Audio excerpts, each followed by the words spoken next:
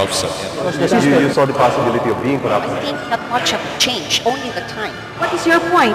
This system caters. Yes, demand Yes, want or anything. it basically...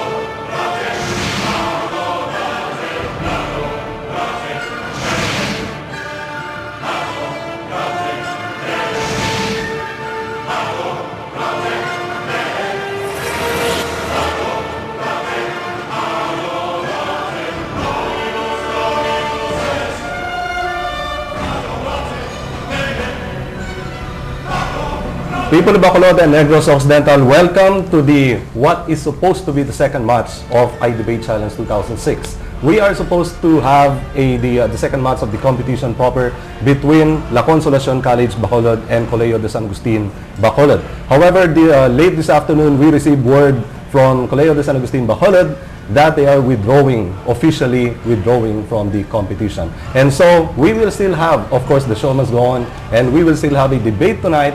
But instead of Colegio de San Agustin, we will have two of our supposed judges who have accepted the challenge of debating against our student debaters tonight from La Consolacion College, Bacolod.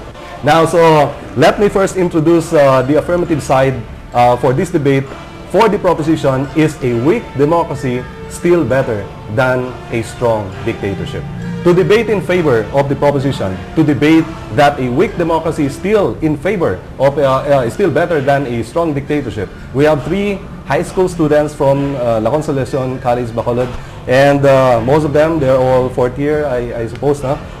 First is Mr. John Edward Yong, sorry. And then we have Gerard Wasili Clavecillas, and their third speaker is Frances May Baquillos. Okay. Now, with the LCC team, we would like to welcome to the set their coach and their members of the faculty who had been working out on the training of these student debaters. Particularly, I would like to acknowledge the presence of first, the parents of Mr. Yong, Mr. and Mr. Eduardo Yong.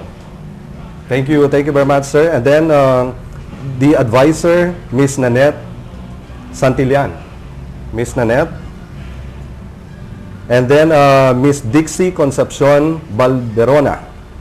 And Miss Perla Pido. Thank you, ma'am. And of course, their coach, Mr. Wilfredo Porquido, Sr. Thank you very much, sir. And then may I now introduce our guest debaters for tonight. They are supposed to judge this competition, and they were supposed to judge only in their TV sets at home, but they are here in the studio tonight accepting the challenge of debating against our high school students. That is a very great honor. Okay. Now, the first speaker for the affirmative side, our first guest speaker, is a graduate of political science from University of Negros Occidental Recoletos. He also finished his law from the same law school. He is my classmate at the San Beda College Master of Laws program. And of course, he is a debater by heart, having won the 1991 PRISA National Tournament. He is the national champion of the PRISA debate tournament, which was held in San Fernando, Pampanga. He had practically defeated Mindanao State University during the semi-final round. That was the Visayas versus Mindanao competition. And then during the championship round, he had also defeated St. Louis University in the national finals of the national debate round. He was adjudged the best debater of that round. And of course, our second, Attorney Dennis Cortez for the negative side. And with Attorney Dennis Cortez is another, actually a veterinarian by profession. He's the 7th placer of the veterinary board exam. 8th placer. Pareho, lapit lang. And of course, he finished his law studies at the University of St. LaSalle, Bacolod. And as a law student, he had represented the USLS debating team in the Supreme Court Centennial Debates. He had been adjudged as Best Speaker, Best Debater in several rounds, regional as well as in the semi-final round in Manila. He had also represented the USLS Moot Court team in the 2002 Supreme Court Moot Court competition and won as Best Oralist in the regional rounds and reached the semi-final round in a contested match between Xavier University. And I'm sure we will still have a very good exchange tonight, even with the absence of the supposed competitor tonight, Colegio de San Agustin Bacolod. But we're happy that they accepted the invitation, although of course we regret their absence tonight. But we're still hoping that we can still have them in the next rounds of the competition. When idebate returns, we will have the opening argument rounds between the LCC team and our guest debaters for tonight.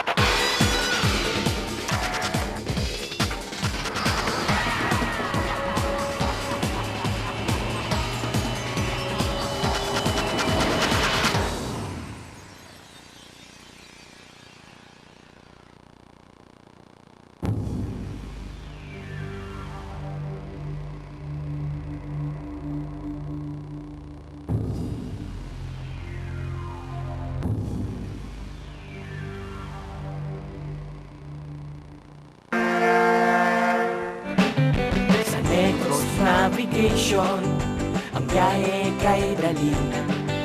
Puno ng kasiyahan, ang bawat sandali. Video games, pagkain kay sarap. Serbisyong totoo, walang katulad. Tuloy-tuloy ang sayawan, tuloy-tuloy ang saya. Negros Navigation ito, sulit na sulit ang trip mo.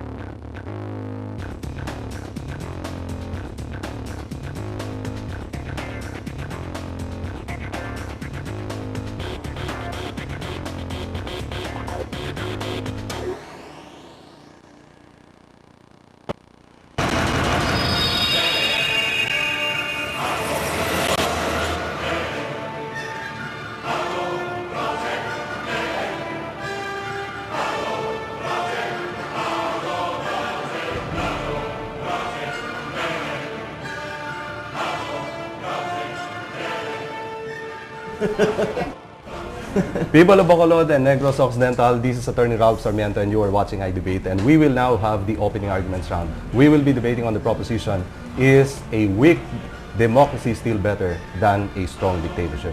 And with us tonight, as first speaker, we have John Edward Yong of La Consolacion College, Bacolod. Edward. Good evening. We in the affirmative side strongly agree that weak democracy is better than strong dictatorship. For these reasons. First, we define dictatorship as a form of government where there is absolute rule by leadership, unrestricted by law, constitutions, or other social or political factors within the state. The head of this kind of government, who is the dictator, has absolute power, which means he can do anything. He can even kill. That is because the dictator is the law of the land, where people cannot participate and are stripped of their rights. If people cannot participate, then how can they voice out their opinions and problems so that the government can provide solutions? I mean, we are human beings and we are rational. Definitely, we do not want to be deprived of our rights. In this, violation of human rights are already present. So, since the dictator is the law of the land, where he makes his own laws, no one can intervene and argue with him, which means no one will try to criticize, improve, or revise the laws which he passes. If it lacks criticism, careful and extensive study and research, that law may have flaws, putting into consideration that the dictator is fallible. When we try to compare democracy with dictatorship, laws are passed from one person to another, watching every angle, judging it, criticizing it, and making revisions for improvement. In this way, laws are ensured to be well polished and well furnished for the common good of the people. So, we believe that weak democracy is really better than strong dictatorship. Thank you. Edward, can you please give us an example, historical example, of a country with a weak democracy? One, for example, historically, Historically. not at the present. Well, let's say the present. Can you cite an example of a country with a Well, weak democracy? for example, is the United States of America. And why would you consider it a weak democracy? I mean, a democracy has been really defined as weak because since there is no strong strong force that is present in a democratic type of government compared to a dictatorship where the head, which is the dictator, is really strong. So why then would a weak democracy be better than a strong dictatorship? Because, attorney, I believe that in a weak democracy, people have their rights, and in that situation, people can express their own opinion and their ideas to the people. But if democracy is weak, what can then we do with this, with the expression of rights? Would it give people food? Would it produce good infrastructures? It will give them their opportunity and their freedom, attorney, to express their ideas to the government so that the government can know how to provide them their solution. But to of course, problems. there's no guarantee that the government would listen to the people. I mean, the government will surely listen to the voices of the people if that is reasonable, and it will be a help for them. Okay, Sorry. thank you very much. Attorney Cortez, would you like to give your a word or two now about the proposition? Okay, I think everything depends on the qualifiers. The word weak and the word strong. What is at issue here is not really a dictatorship per se or a democracy per se. What is at issue is a weak democracy and a strong dictatorship. What do we mean by the words strong and weak? I think we are using these words in relation to certain goals that are sought to be achieved. Now, I assume that these goals, for example, are the welfare of the society, the betterment of the country, etc. And that is why I have a problem with defending the idea of a weak democracy as being better. There's another word which we should also define. The meaning of the word better, which is of course almost synonymous with the word good, only it is on a higher level. So my problem with the concept of a weak democracy is because by its mere definition, it is not supposed to achieve the goals of which it is seeking to achieve. I mean, try to distinguish a weak democracy from a strong democracy. Now, if you were to compare a strong democracy with a strong dictatorship, then maybe we will have, we will really have a debate worth discussing. But since the comparison or the contrast is between a weak democracy and a strong dictatorship, it seems to me that my side of the proposition already wins by definition. Because how will you understand the word weak? A weak democracy, as I understand it, is so weak or is not strong enough to achieve the goal of social welfare or social betterment. A strong dictatorship, as I understand it, by the way, a strong dictatorship does not have to be a malevolent dictatorship. It can be a strong, benevolent dictatorship. No, thank you very much. Now, let's put some definition angles into the proposition. Let's say when we say better, it could be, let's say, better for the people, better for the country, better for the country's international relations. Now, but as I get it from Edward, what he's saying that even in a weak democracy, there will still be protection of the people's rights. So he is practically saying that even in a weak democracy, even if, let's say, for example, we don't have good infrastructures, we don't have good international relations, but as long as the people are still able to enjoy their rights, because we do not have a dictatorship that is near authoritarianism, it would still be better for people to live in this kind of a society. My answer to that is twofold, logical and historical. From the logical angle, it does not follow. That is the fallacy of non sequitur. It does not follow that a weak democracy will entail protection of rights. In fact, the reverse might be true. A weak democracy might in fact foment or promote anarchy. And from a historical angle, I can cite to you from Old Testament history the example of King Solomon, the golden age of Israel, a wise dictator, a monarch, and king who was able really to promote the welfare of his country. So that's my answer. That's my refutation. Twofold, logical and historical. Okay, thank you very much, Attorney Cortez. Now we turn to the second speaker of LCC Bacolod, Mr. Gerard Wasilik Labesillas. Gerard, you have 2 minutes. Good evening. Ladies and gentlemen, power corrupts, and absolute power corrupts absolutely. Me and my partners, Mr. John Edward Yong and Ms. Frances May Bacilius, would like to emphasize the failures and evils of a dictatorship. Take history, for example. The Holocaust, in which 6 million Jews were systematically murdered in Nazi Germany. Imagine that, 6 million. The Cuban Missile Crisis, in which Cuba, under the orders of the dictator Fidel Castro, tried to nuke the United States of America. The Cultural Revolution.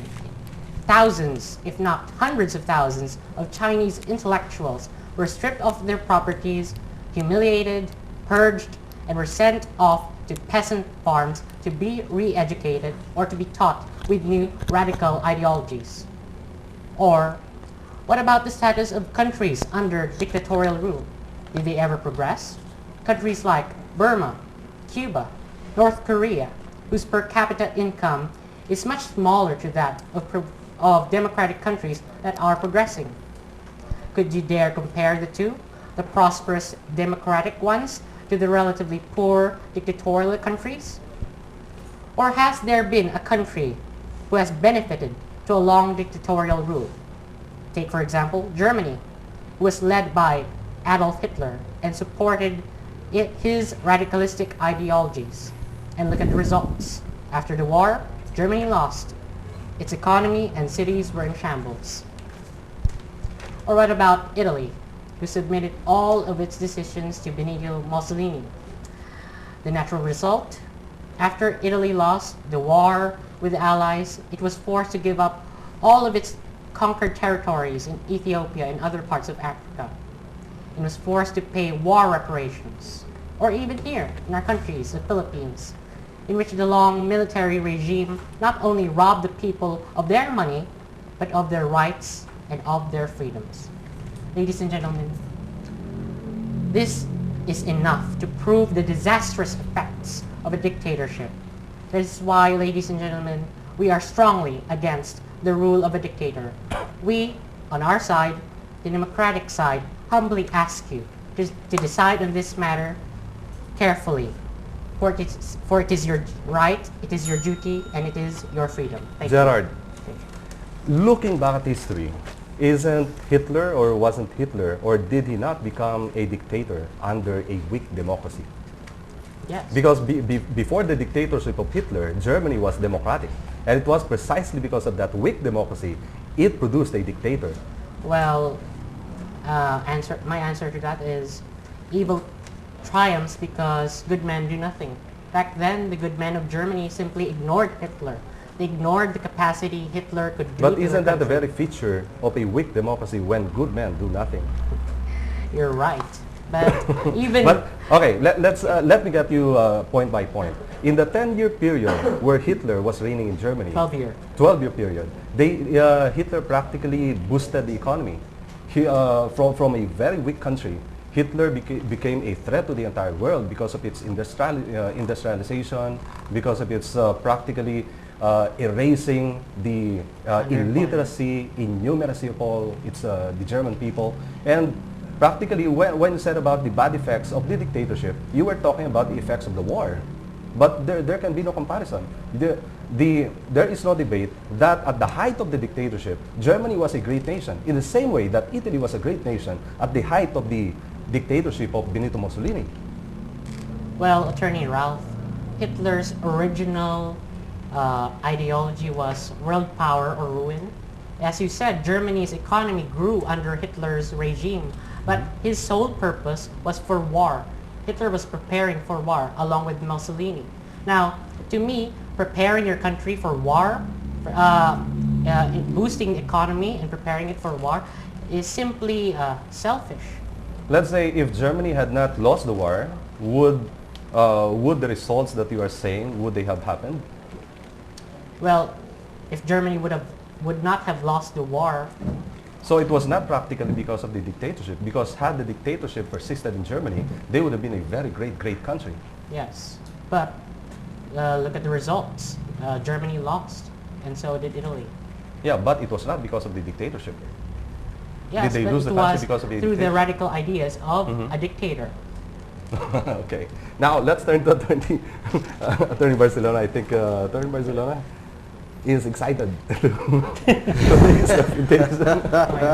Yes, as I said, we were supposed to be judges, and I guess we run against the saying that do not judge lest you be judged. No, but anyway, going back to definition of your weak democracy, you ask the affirmative side to define a weak democracy. In fact, there is an inherent flaw because they did not, in fact, define a weak democracy. They went straight to defining a strong dictatorship, and under a dictatorship, what were the negative aspects of that? So I throw back the challenge. Can you please define weak democracy? What is a weak democracy? Okay. So, and then I will build on what Attorney Cortez has said, that necessarily you append to a dictatorship the negative connotation as to a dictatorship. However, you forgot that there is indeed a benevolent dictator. And this debate has been highlighted, in fact, only recently when we had our President Ramos, when they had that brief spat with, Lee Kuan Yew. Lee Kuan Yew told President Ramos, I would at any day go on with my benevolent dictatorship rather than your weak democracy. You, Attorney Sarmiento, in fact, asked the affirmative side to cite an example of a weak democracy. We need not go far. We have the Philippines as an example. We have a very weak democracy that in the end, the rights that you so said that needs to be protected are in fact being trampled upon. You have such a weak democracy that it gives rise to traditional politicians, and it gives rise to those people who want to espouse their vested interests. And that is what is happening in the Philippines. You cited an example that the United States is a weak democracy. In fact, it is a bastion of democracy. However, in such a democracy, I was just warming up. Okay, finish what you were saying. No. I will give way to. Yeah, finish what you were saying. I was also surprised by the bell, and I don't have any questions. Well, you see, we have the United States. You said that it is a weak democracy. It's supposed to be. It is not. It is the bastion of democracy. In fact, what President Bush has been doing is to export democracy. But what is he doing? He is, in fact, a democratic president under the guise of democracy, but he is, in fact, a dictator, is he not?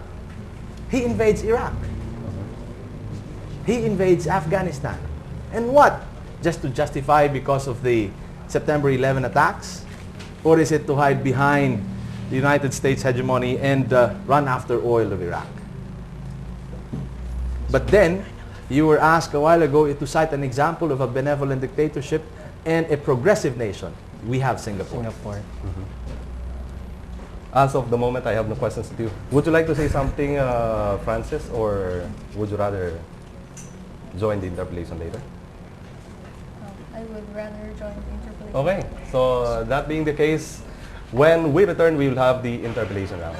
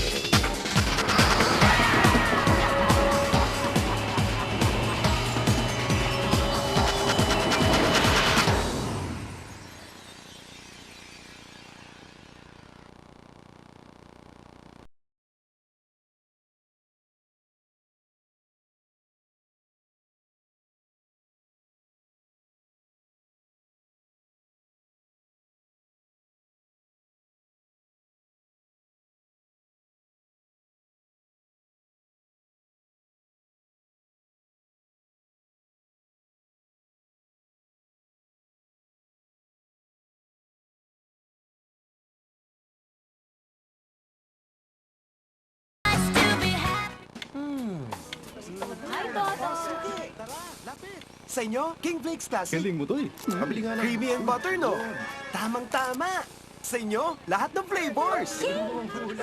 King Flakes, sa lasa, wala ka nang hanapin. Dahil ngayon, more flavors to choose from. Tamang-tama. Ayos. Uy. Oh. Oh. Meron pa ba? So, ulitin ha? King Flakes, tamang lasa, tamang dami.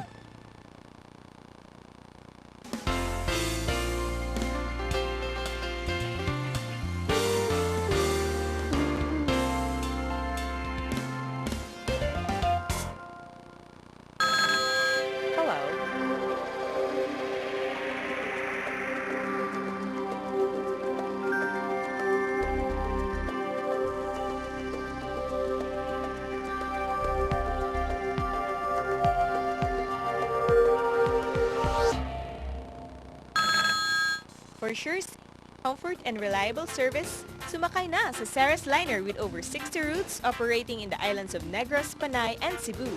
For more information, contact us at 446-0681-87 or email us at main@bolivartransit.net.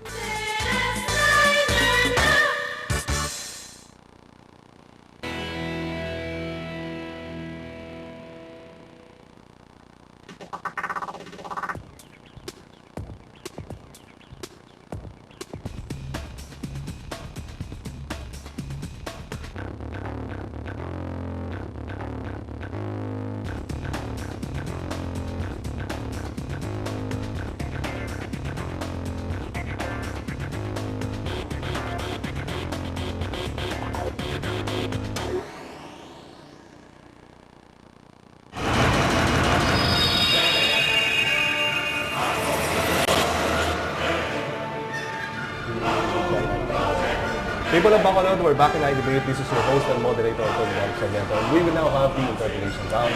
And we will start with Attorney Cortez. He has a running time of 3 minutes, and he may ask questions on either of the or on all of the 3 debaters from La Consolacion Parish. Dennis. Democracy is something of a late development in world history, is it not? I don't think so. Well, could you cite an example earlier than Athens? Well, I'm not aware of any, but I'm sure democracy is progressive and... Okay. So you are not aware, but you are sure. Thank you. Now, would you agree that during the time, for example, of Moses, Solomon, the Hittites in the Middle East, before there was such a thing as the United States of America, the prevailing governmental system was a monarchy, right? Yes, sir. In fact, it was the dominant system at the time, 2,000 to 4,000 years ago. And in fact, we have many nations who were very progressive, wealthy, successful, in spite of the fact that they were not democracies. Sir. Babylon would be an example. Maybe, sir. Israel during the time of Solomon, as I cited earlier. What about the Roman Empire under Marcus Aurelius, the benevolent philosopher king? It was also progressive. Yes, sir. Yes, sir. Okay. Now, in going back to definitions, and anyone can answer, you would agree with me that what is at issue here is not a strong, malevolent dictatorship, right? The definition simply says a strong dictatorship, right? And a strong dictatorship can be a strong, benevolent dictatorship. In other words, you would agree with me that there is no necessity to interpret the words strong dictatorship as a malevolent dictatorship. No, attorney, because we believe that by the word itself, dictatorship, strong dictatorship, it already implies us that it is really that malevolent, because dictatorship with the word itself came from a very strong word, or let's say very dictate. Okay. Sir. So in other words, there is no such thing as a benevolent dictatorship. Yes, sir, there is benevolent dictatorship. So which is which? Would you please make up your mind? Is there such a thing as a benevolent dictatorship or not? You just said that when we say dictatorship, it is automatically equated to a malevolent dictatorship. So which is which? Sir, I will just, I'm presenting to you strong dictatorship in the side of being malevolent other than being benevolent, because it is really, I mean, it weighs more than being benevolent. Being malevolent is Yeah, continue. being malevolent is weighs more than being benevolent as to dictatorship. Maybe the point of Edward here is that there is a general, I would say general, not always, but there is a general tendency for most dictatorship to become authoritarians. I think that is the point. But in fact, according to Gerard here, he quoted Lord Acton saying that power corrupts, and absolute power always has the tendency to corrupt, absolutely. And that is the general tendency in most democracies. Now, ideally, you can say that there is such a thing as a malevolent dictatorship. But history would tell us that all historical examples of dictatorships are always leaning towards authoritarianism. I think that is the point of our student debaters here. May I respond? Okay. For purposes of the debate and for purposes of the proposition, there might be a tendency, but not an absolute necessity, to interpret the word strong dictatorship as a malevolent dictatorship. And that is why, Attorney Cornesa, made a very sharp distinction between always and generally. That's why I use the word generally. I said there is a general tendency for dictatorships to become authoritarians, and therefore leading toward the concept of a malevolent dictatorship. Okay. May I respond again? But I would now give the time to Edward. Edward, you would like to ask something on our guest debaters here? Can you give us the root word of dictatorship? I assume it's dicta. Okay, sir. So dicta, or rather, in other words, dictate. So will you allow yourself to always be dictated by, let's say, dictator? Because, say for example, we are in a dictatorship type of government. So would you allow yourself to always be dictated and just dictated and dictated and dictated? Honest answer? Honest answer? It depends on who's dictating. If it is your wife. But attorney, you are saying it depends, so you are not sure whether you will be you will submit yourself in the dictation of let's say, the dictator. So if you will be dictated and always be dictated, so where is your right to express your own idea and to close yourself for some reasons which are somehow bad for you? Because I think not all ideas, not all things that are being dictated to you are really that good. And that's why I said it depends on who's dictating. If it is the Lord Jesus Christ during the Millennium Kingdom, then I will be happy to submit every day and every moment of my life. But attorney, I mean here of a dictatorship, and not Jesus or any other persons, but the dictator who will lead the form of government, which is dictatorship. Okay. Next question. Can you give us the advantages and the disadvantages of dictatorship? Well, if it's benevolent, I can cite to you a lot of advantages.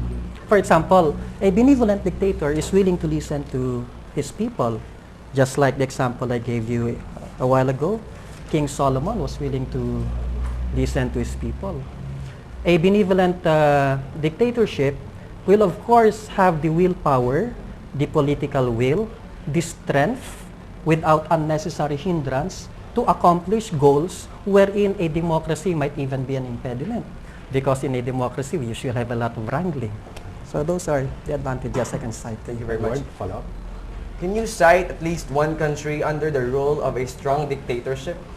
I just cited to you already an example from Old Testament history, King Solomon.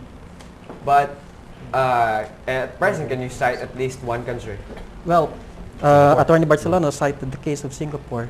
Sir, I would like to tell you that Singapore is not under dictatorship, but it is under parliamentary form of government. Okay. And it is under democracy still. A parliamentary form of government can be a dictatorship. It can also be democracy. But technically, it's not dictatorship at all. It's parliamentary. Technically, as opposed to reality. So which corresponds to reality in this case? Sir, next question. Thank you very much. Attorney Barcelona, it's your time now. Well, I'll throw back the question. They ask us to define dictatorship. Can they please define democracy? Would you like to answer?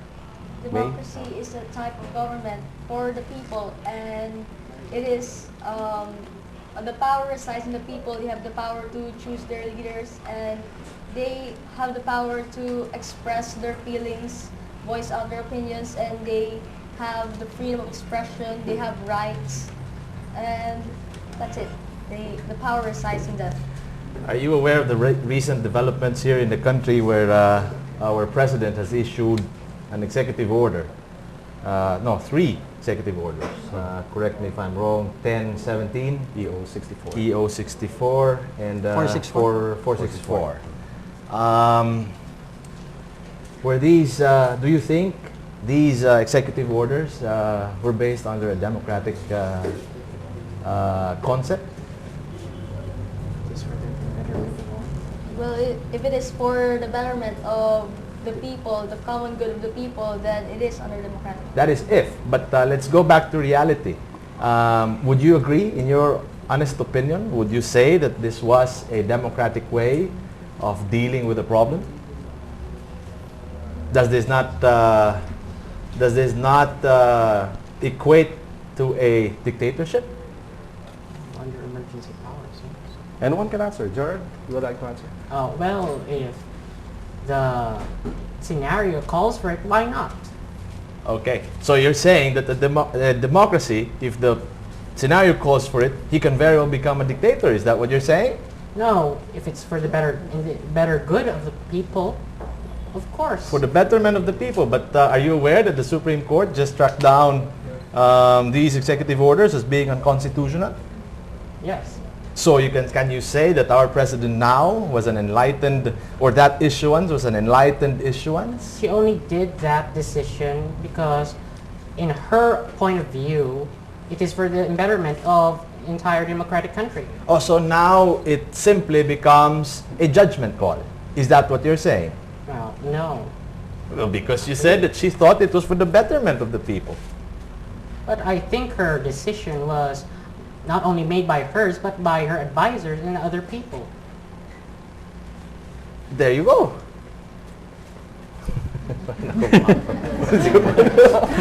No, hindi na ako gusto mag... Gerard, I will now give you the You time just- to ask you questions. just to gave our us, guest debaters here.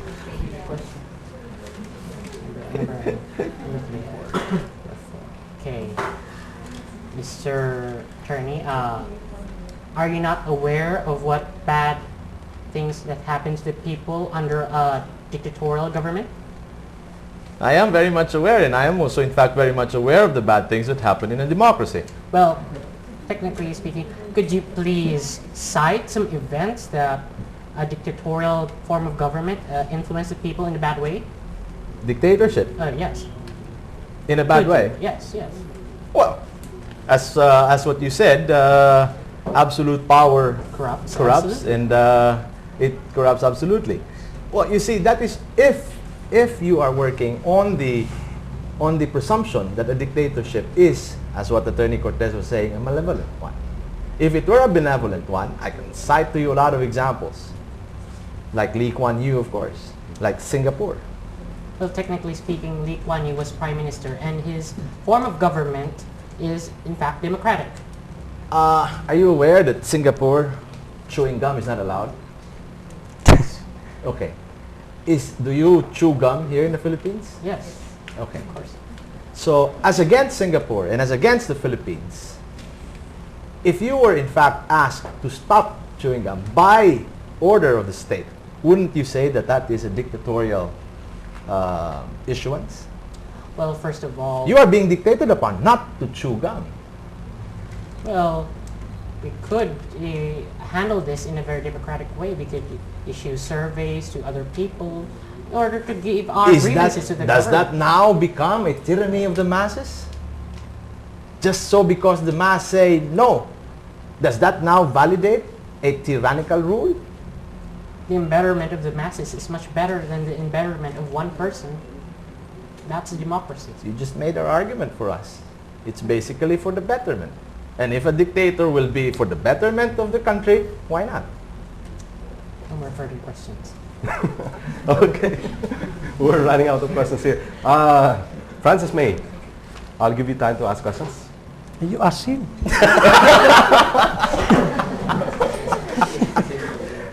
So, in a dictator type of government, the laws passed are was only screened or was only formulated by the dictator, while in a democratic type of government, it is screened and it is revised, improved, and critiqued upon by certain people.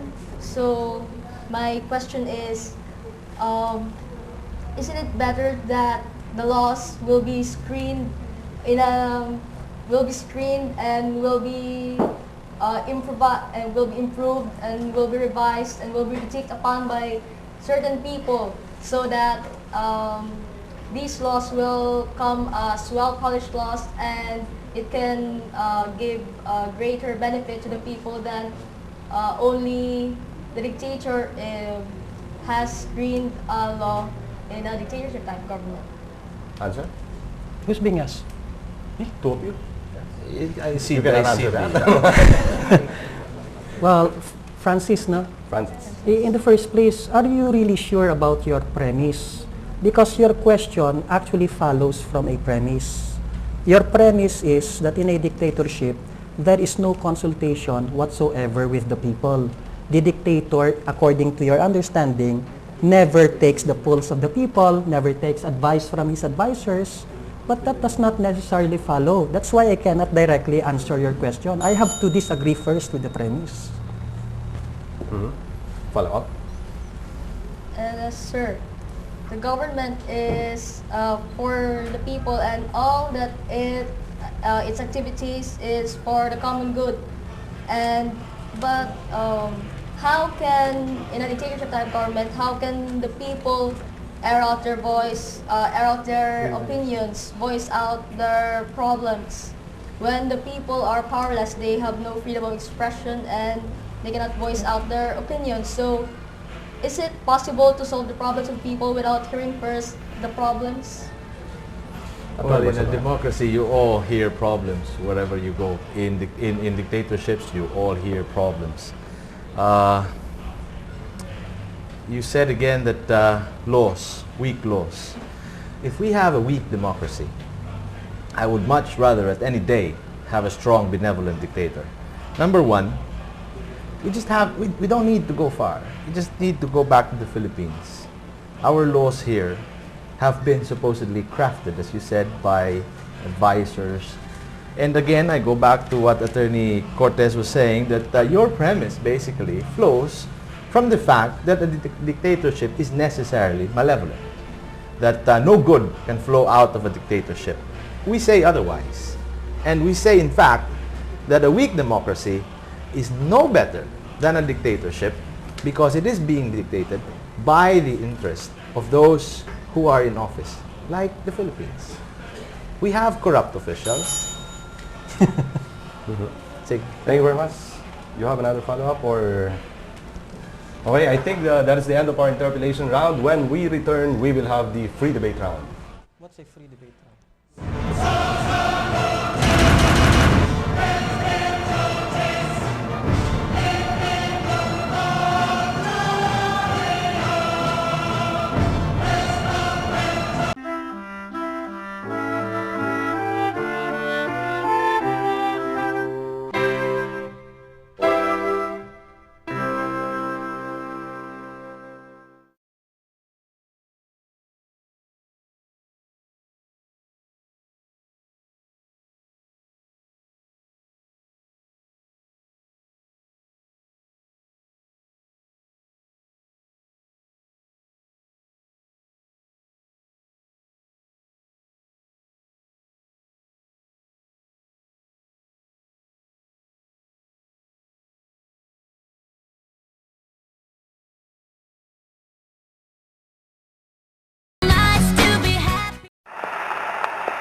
You know it's true.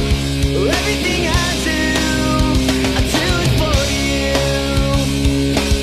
There's no love like your love, and no other could give more love. There's nowhere unless you're there all the time, all the way. Yeah. Woo.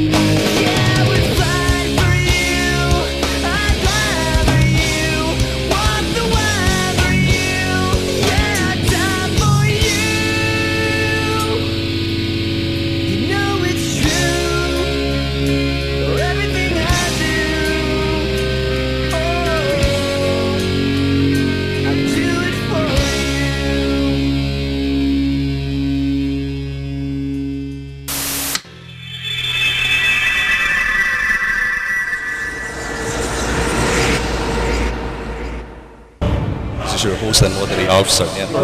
You saw the possibility of being corrupted. I think not much have changed, only the time. What is your point? Because this system caters To be honest, endless demand. Yes, I want for anything it I choose, I basically- choose.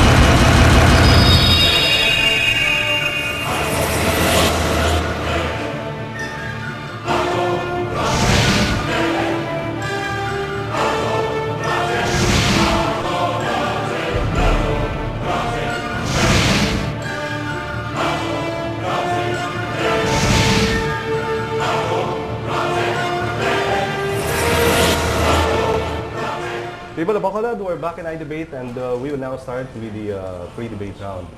Let me first start with defining some important terms here. When we say dictator, and let me ask the LCC debaters here. When we say dictator, are you saying that it is absolutely a kind of government that does not listen to people?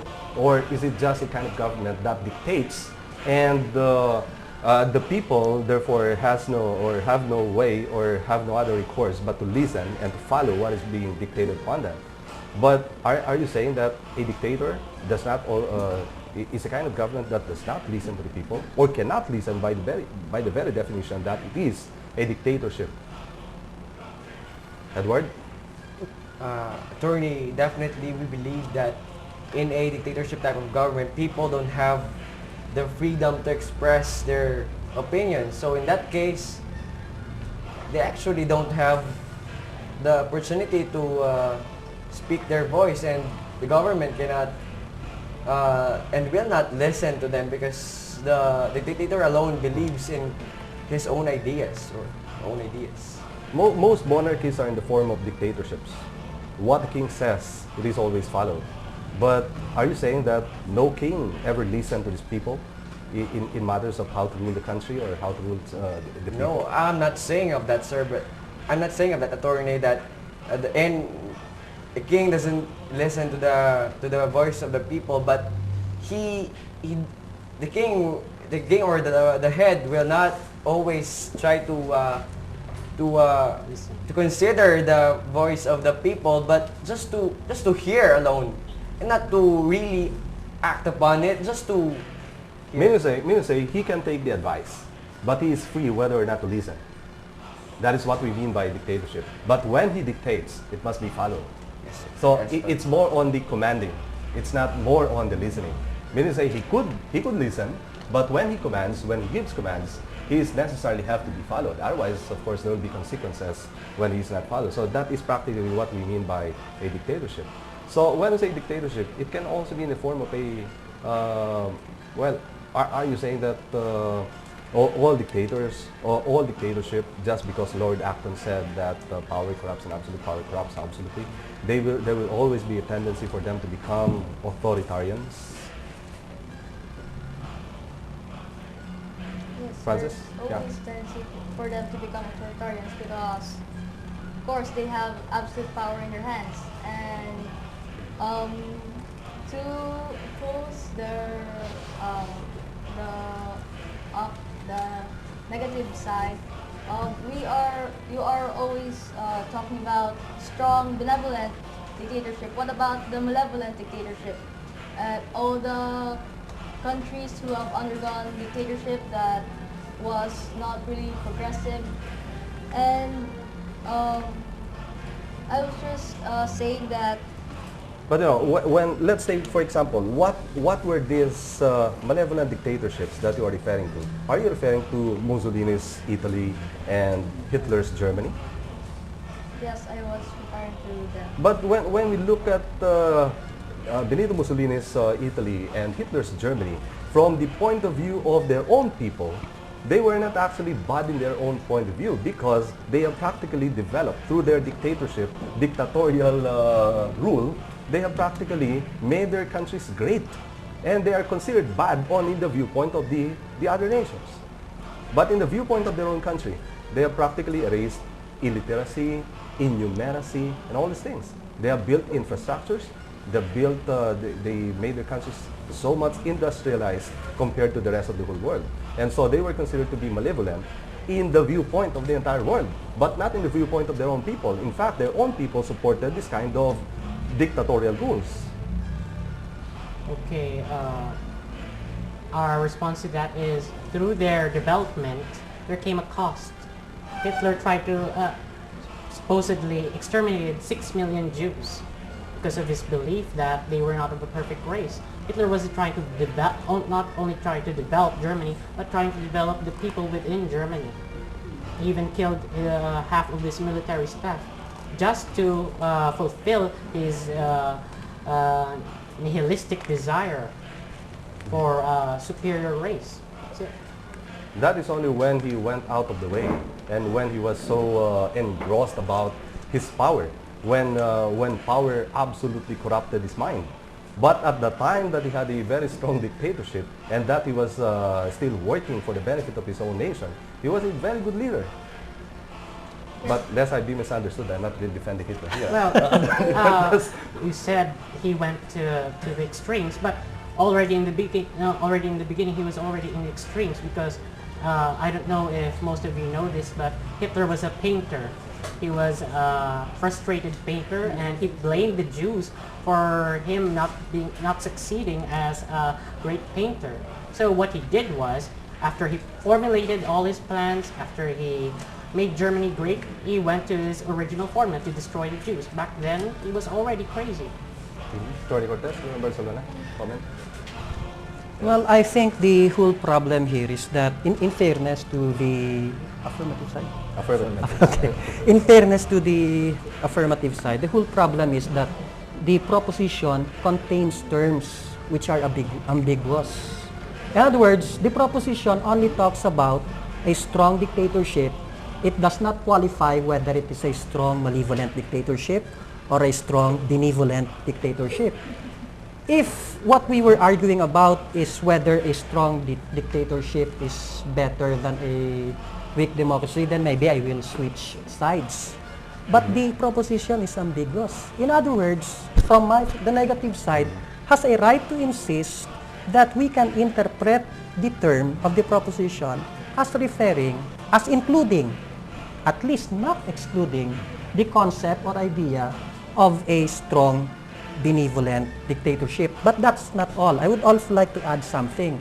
If you just look at the proposition, strong dictatorship, then weak democracy, strong with reference to what? Weak with reference to what? And better in relation to what? That is what has been bothering me regarding the meaning of the proposition.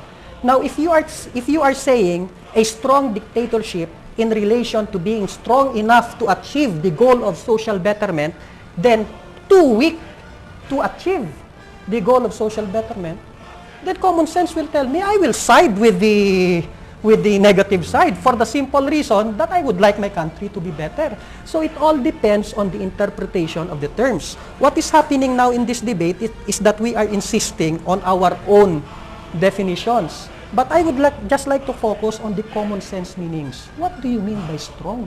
What do you mean by weak? In relation to what? In what context? In relation to social betterment? Would you prefer a weak democracy which is too weak to achieve social betterment? Or a strong dictatorship which is strong enough to achieve social betterment? Common sense tells you, where do you side?